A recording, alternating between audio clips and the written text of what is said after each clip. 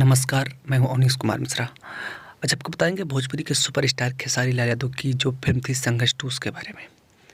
जैसा कि आपको पता ही होगा कि इस फ़िल्म में खेसारी के साथ मेघाश्री और उनकी बेटी कृति यादव थीं।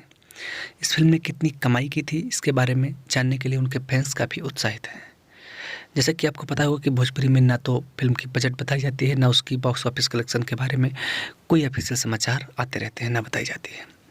ऐसे में एक खबर उड़कर आई है देश के बहुत बड़े चैनल वाले से, जिसका नाम है एनडीटीवी। वहाँ से उसके पोर्टल से खबर आई है जहाँ पर खेसारी लाल की संघर्ष 2 को 75 करोड़ रुपए वाली फ़िल्म दर्शाया गया है। इसमें कितनी सच्चाई है, कितना झूठ है, मुझे नहीं पता है, इसका कोई ऑफिशियली समाचार नहीं है।